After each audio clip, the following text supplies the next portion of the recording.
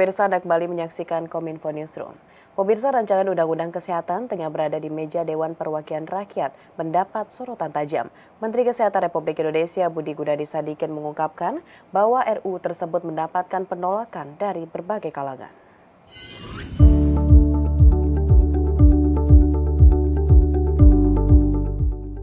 Menteri Kesehatan Republik Indonesia Budi Gunadi Sadikin menyebut, rancangan Undang-Undang Kesehatan ibarat kompas bagi sistem transformasi kesehatan Indonesia. Pembahasan rancangan undang-undang ini pun segera memasuki tahap pengesahan oleh pemerintah dan DPR Republik Indonesia. Menkes Budi tak menampik bahwa rancangan undang-undang tersebut menuai penolakan dari beberapa pihak. Menurutnya, rancangan Undang-Undang Kesehatan dibuat melalui inisiatif DPR atas pertimbangan pengalaman saat pandemi COVID-19. Di samping hal tersebut, Undang-Undang Kesehatan di Indonesia juga sudah tertinggal jika dibandingkan dengan negara yang lain. Undang-undang kita udah jauh tertinggal. Ya, teman-teman juga bisa merasakan, saya ngomong dengan banyak pemain, banyak dokter, banyak perawat. Mereka bilang, Pak, gap kita dengan luar negeri jauh. Itu sebabnya kenapa orang kita pada pindah ke luar negeri. Ya, sulit diterima oleh para pemain, biasanya sulit diterima. Tapi kenyataannya kan begitu, kita nggak siap. Banyak yang mati pada saat COVID. Obat-obatannya nggak siap, penelitian vaksinnya nggak siap, jumlah dokternya nggak siap, gitu kan? Rumah sakitnya nggak siap. Itu kan realitas yang kita hadapi. Kita nggak mau kan anak cucu kita begitu. Makanya ini harus direformasi supaya sistem kesehatannya lebih siap. Pihaknya menegaskan bahwa proses penyusunan rancangan Undang-Undang Kesehatan melibatkan partisipasi masyarakat sejak Desember 2022 melalui peran serta masyarakat. Sosialisasi berlanjut pada agenda public hearing oleh pemerintah sejak Februari sampai dengan akhir April 2023. Selama periode tersebut, Kementerian Kesehatan telah menggelar lebih dari 150 acara yang melibatkan 1.200 institusi dan 7.000 tamu undangan, menghasilkan sekitar 6.000 masukan yang selanjutnya dipertimbangkan dalam penyusunan rancangan undang-undang. Bahwa kemudian ada yang merasa, kok saya kasih 100 nggak 100-100-nya diterima? Ya wajar, kata saya. Kan namanya juga demokrasi kan. Kita ngeliat dari 100 yang make sense diterima 50. DPR mungkin melihat yang make sense diterima ya cuma 40. Diskusi itu terjadi. Bahwa kemudian ada yang nggak puas, saya pengen dari 100 yang saya usulkan 100 yang diterima. Aku rasa itu di alam demokrasi ada sesuatu yang wajar. Di kesempatan yang sama, Menteri Kesehatan Republik Indonesia Budi Gunadi Sadikin mengemukakan konsep One Health atau kesehatan terpadu, mencegah perpindahan patogen dari hewan ke manusia. One Health menjadi salah satu upaya terjadinya outbreak di masa mendatang.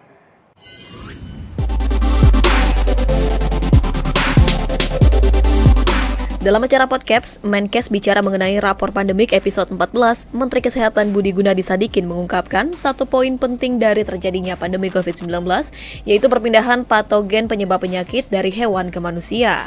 Menurutnya hal tersebut perlu dicegah dengan konsep One Health. Konsep One Health adalah salah satu konsep baru bagaimana mencegah penyakit pada hewan yang berpindah ke manusia. Nah, belajar dari pandemi, inisiatif WHO yang namanya One Health udah lama. Ya. Cuma setelah saya lihat, langkah konkretnya tuh belum ada.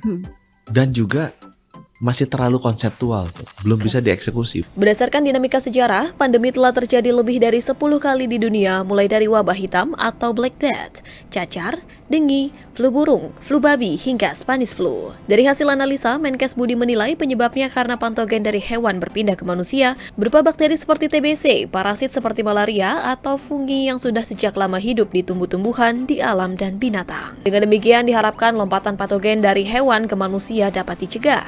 Alhasil, kemunculan penyakit baru atau pandemik di Indonesia bisa diminimalisir.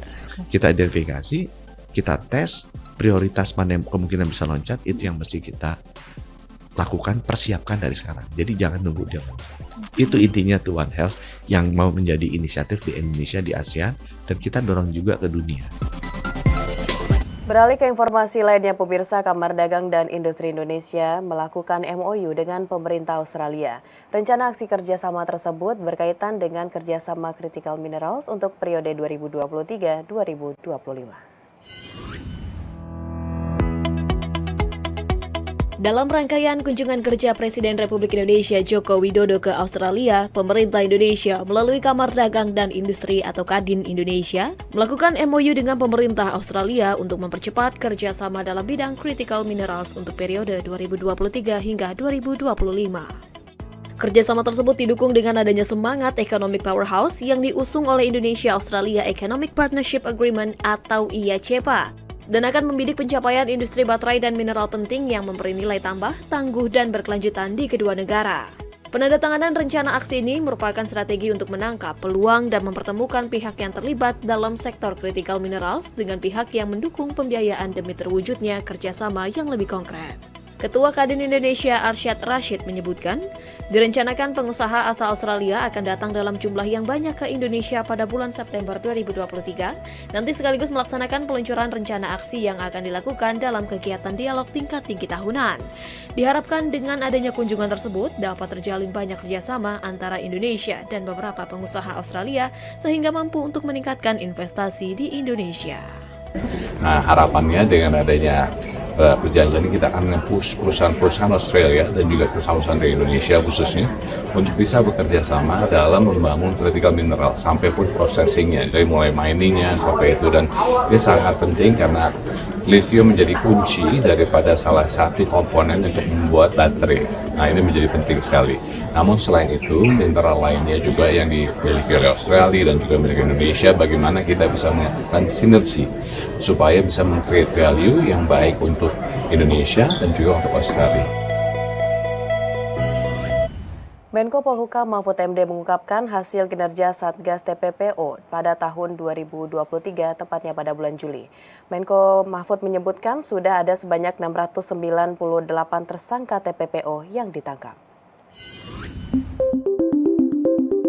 Usai Presiden Joko Widodo meminta dilakukannya restrukturisasi Satgas TPPO pada bulan Mei 2023 lalu. Terhitung dari Juni hingga 3 Juli 2023, Satgas TPPO berhasil menangkap sebanyak 698 tersangka kasus TPPO di berbagai daerah di Indonesia. Dengan artian berhasil menyelamatkan 1.943 korban TPPO. Menko Polhukam Mahfud MD dalam konferensi pers Menko Polhukam terkait TPPO pada Selasa 4 Juli 2023 menyebutkan, terkait rincian korban yang berhasil diselamatkan dari kasus TPPO dalam 1 bulan terakhir, yakni 65,5% pekerja migran ilegal, 26,5% pekerja seks komersial, dan 6,6% eksploitasi anak, serta 1,4% yang akan bekerja sebagai anak buah kapal. Polri juga telah menerbitkan 605 laporan polisi terkait kasus TPPO yang terjadi di Indonesia selama periode bulan Juni 2023. Menko Polhukam selaku Ketua Satgas TPPO turut memberikan apresiasi kepada seluruh tim Satgas yang telah meningkatkan koordinasi dalam memberantas kasus TPPO di Indonesia.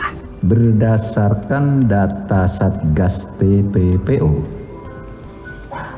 data dari tanggal 5 Juni hingga 3 Juli kemarin, ya, Satgas TPPO Polri, Satgas TPPO Polda dan jajaran yang mengolah berbagai informasi dari berbagai sumber, terutama dari BP2MI, ini sampai hari ini kan penersangkaan terhadap 698 tersangka.